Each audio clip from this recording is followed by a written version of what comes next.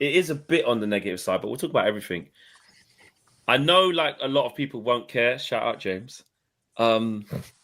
Guys, Kobbie Mainoo's rhythm is 0. I don't not care about that, by the way. But yeah. Okay. I do actually. I was going to say, like I threw James under the bus.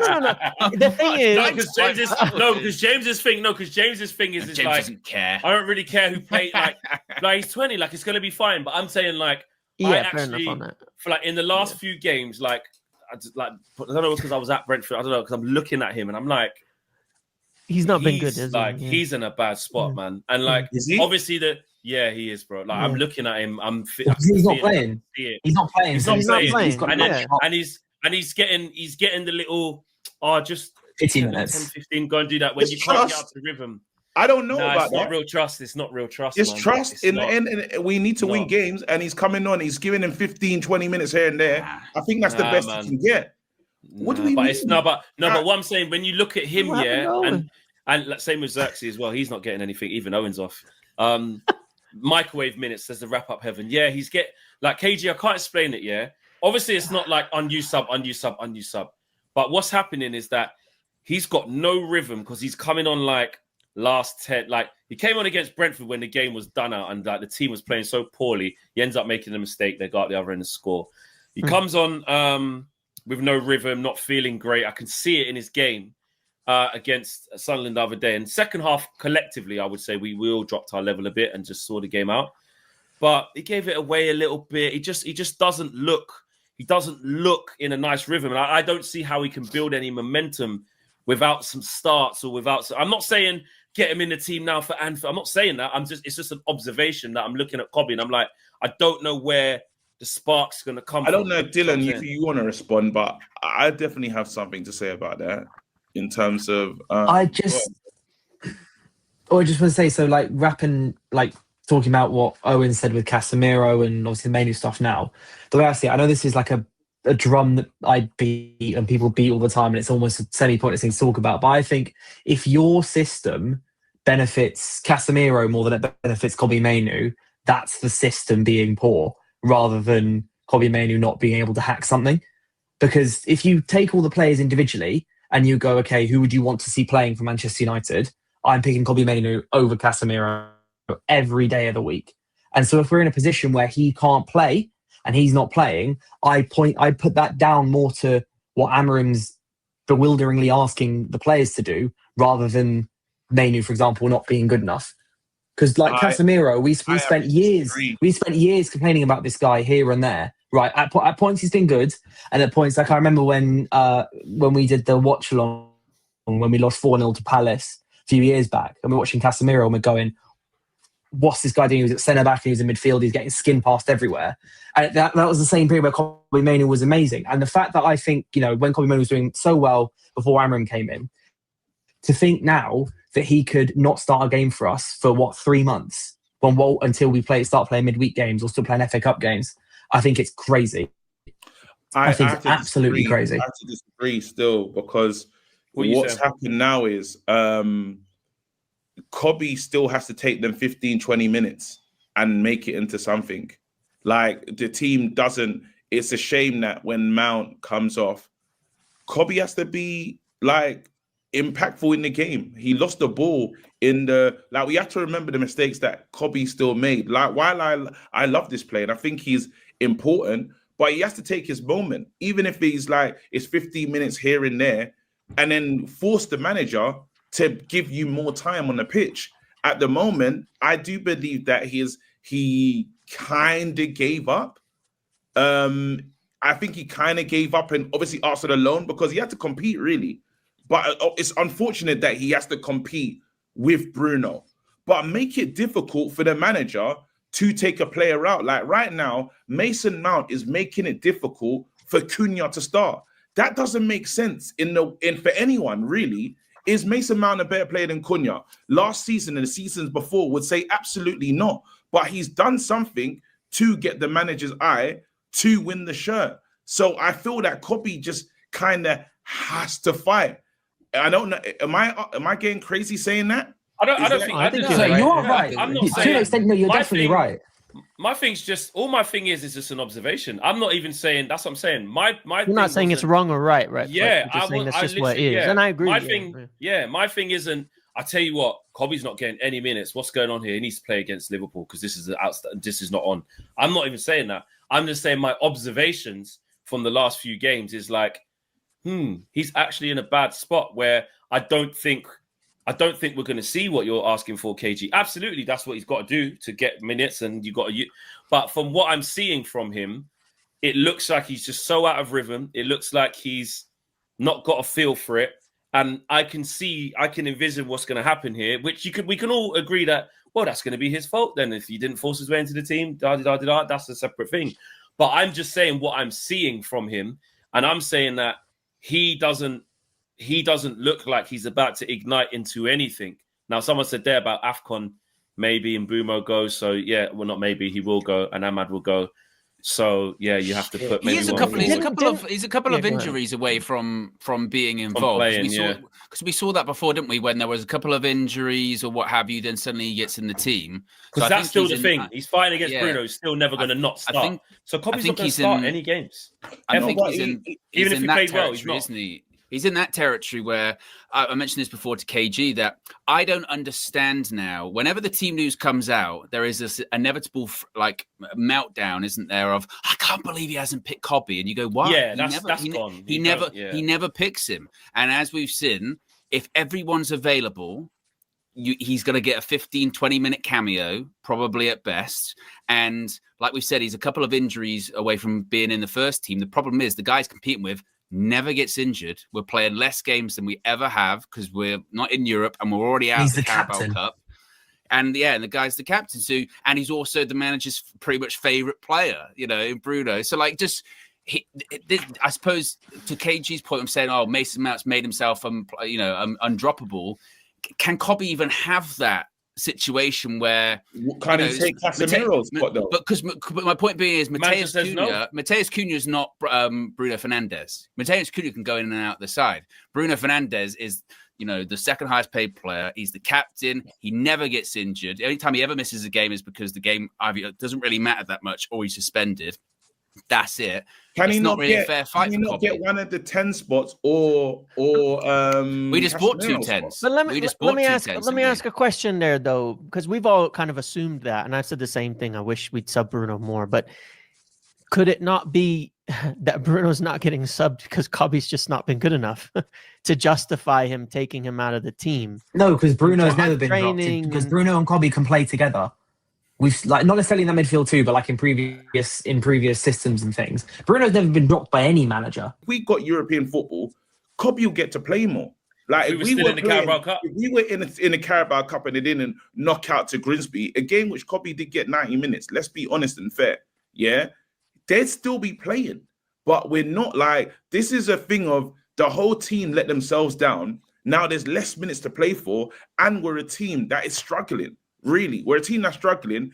If I'm a manager going for a team that's struggling, just seeing it from Amorim's perspective, I don't care about all these players' feelings. I just need to win games. Absolutely. No, absolutely. But he's just never rated Kobbie, though. He's never rated him since the day he walked in, though. He's never rated Kobbie. Is that fair to say? He started him a lot originally. He started him a lot next to. I don't know. I feel like I think he realized didn't do himself favors when he got injured. Not his guy. Yeah, it's not his guy. I just don't think Amorim feels that in this system, Kobbie Mainoo is for him. We saw what Amorim did last year. He played him in the midfield too, and then was like, nah, not for Bouncing me. him around, yeah. Then he started playing him in the 2 10s against FCSB, and he played really well. And then after that game, I remember Amorim said he struggles in the deeper positions. He's better further forward. He's this, he's that. Then he played there against Leicester, I think I want to say after that. And it wasn't a great performance. And he played false 9 after that as well against someone. Was it false 9 against Leicester? Palace. Hit the post. It was false 9 against Palace. False 9 against Palace. Hit the post in the first 10, 15 minutes. Then the game dwindled, right? Then since then, what he's now gone on to do is buy 2 new 10s, 2 brand spanking new 10s for £120 million a pop. That's where he sees Kobbie Mainoo playing. And then, even in the central midfield, he's taken our best 10 in Bruno Fernandes, because he can just do it wherever, and put him back into central midfield and said, you can even play here over Kobbie. And then said, like it's not a fair fight between the whole midfield of like Kobbie can take Casemiro's spot or Ugarte. No. I see him as the Bruno Fernandes. That's who I see him as. So for me, that shows me that unless Kobbie, like you said, yes, Kobbie, if he starts doing things that aren't even the attributes he really possesses, then he can displace Bruno. But there's not going to be a space for him to ever do that under this manager. So I just see this only going one way, which I've always stuck to. I feel like he has to fight, man. Do you think he'll actually replace Bruno long term? Because basically, that's a suggestion, isn't it? The suggestion that's been my suggestion for the longest time. Because the suggestion is it's a year. You know, Bruno goes at the end of it. Then Kobbie's got that role, and then he's there for a decade longer. I don't think he likes him. And he has to 1 year versus 10 is. Why? No, he does have to fight. He does, yeah, but he has to get a fair chance to do it. But we got a mentality. Well, it's not to say I don't think there is a mentality issue, though. I'm not just blaming Kobbie. I'm saying there is a mentality issue at Man United. I saw, I don't know if Mbeumo or Ahmad lost the ball, and Ahmad just complaining. He never ran back, and I was like, nah. Like there is a like. I've been so mad at the manager that there is the other part of, hey guys, an attitude is not saying that these guys just want it their way, but look what Gary Neville's come out and said recently. There's this thing of these players are saying that the system and all this other stuff, and they're trying to make excuses. Gary Neville came out and cussed everyone.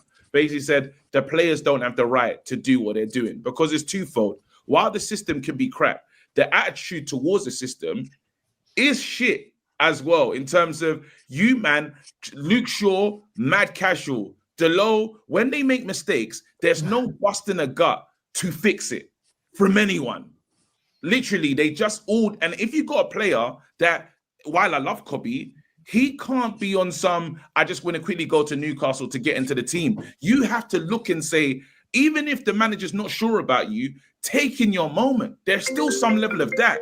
Pardon me, Jake. That's mad from Best of Enemies. Yeah, there's still some moment of that. Why can't Kobbie do that, by the way? Why can't Kobbie want to go to another club and play games? You don't think that he should be fighting to play for Man United? I think he is, though. If it was me, obviously as a Man United fan, and which he is, I'd be like, I'm going to give it everything I can. But if he feels it's not a fair fight, then that's a different scenario, isn't it? We've all had, if you're in a job, for instance, and you think you're the best qualified for that promotion, but you know you're not going to get given it because someone else is the favourite, then you would walk away and go to something else, wouldn't you? Because you would go, this isn't fair. And if he views it as not being fair, then maybe that's why. Maybe he would want to walk away.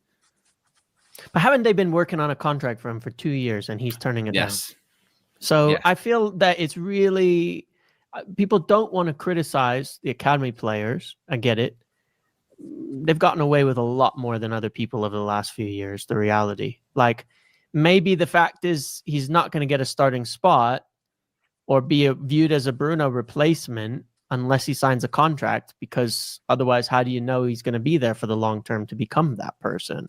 This does go both ways. Solskjaer did that when he was manager. He focused a lot on, you need to agree a new contract. We need to commit to the team if you're going to be a part of the future on it when he was here as manager.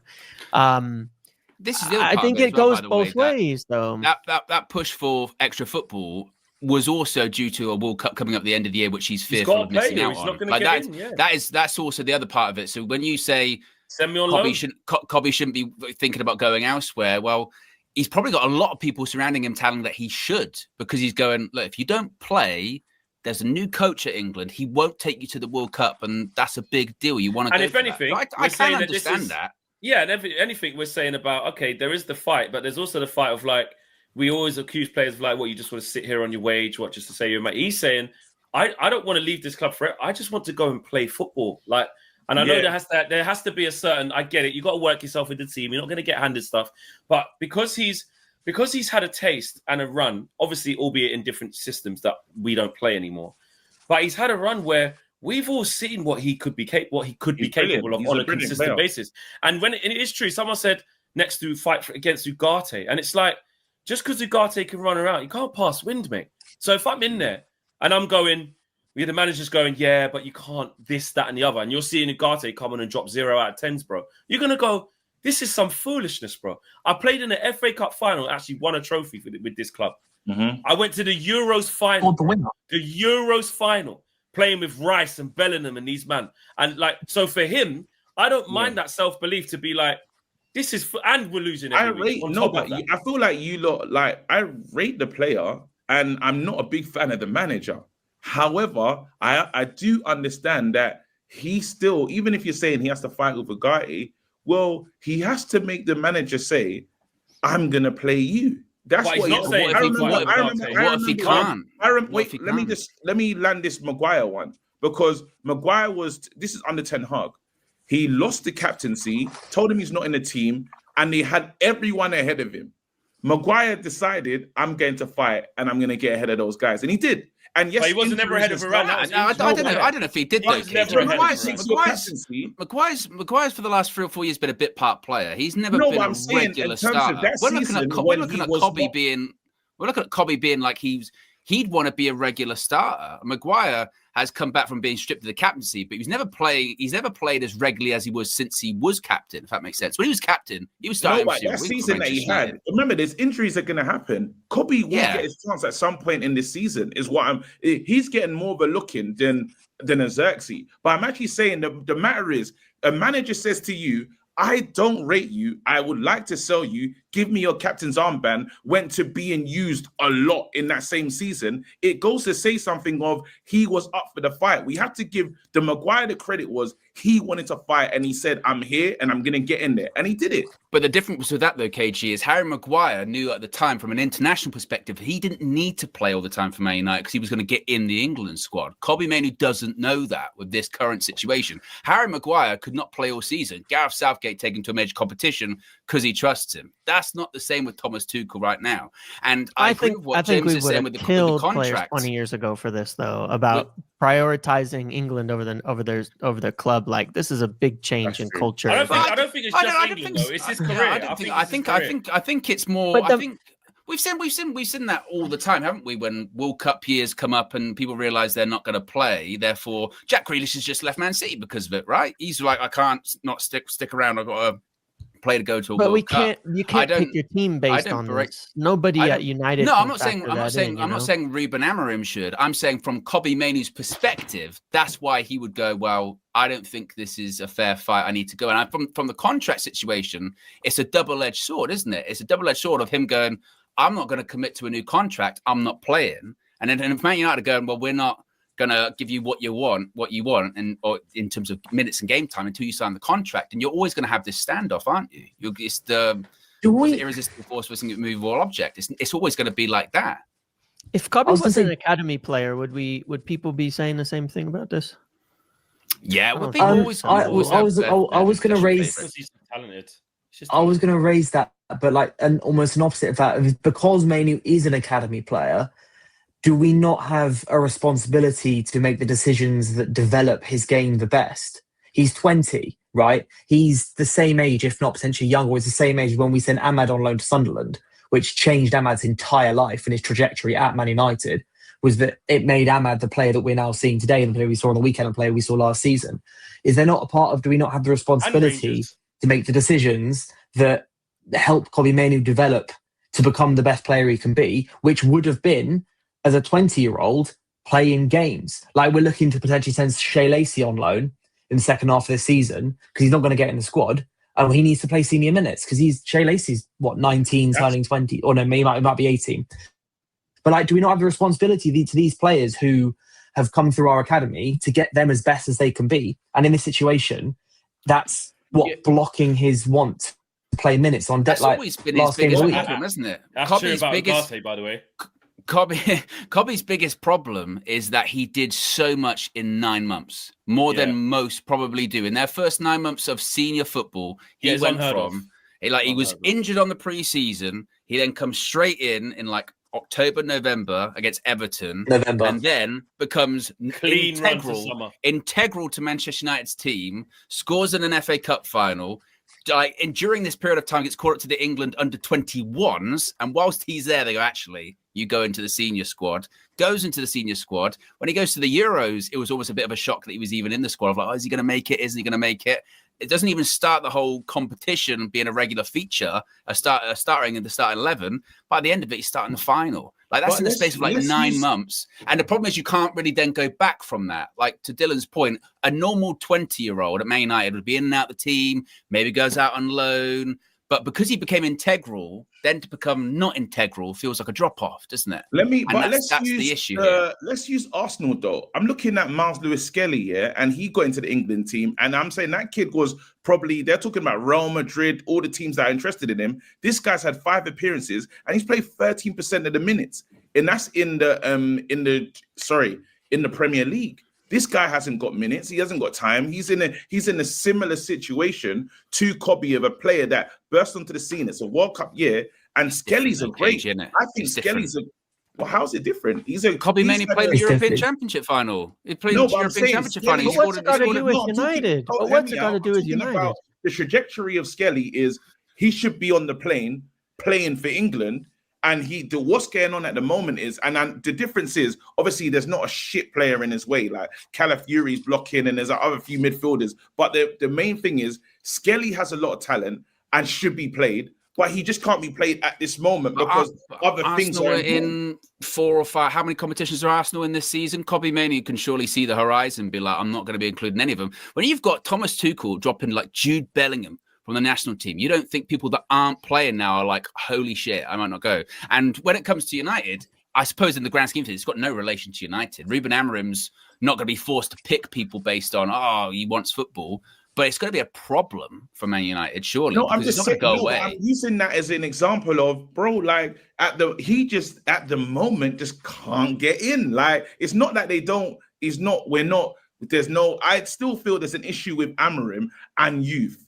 He just doesn't want to bring through younger players. I think that's a thing that I don't really like about Amorim. But I'm saying we have to kind of understand where this club is and the issues that we're having at this club.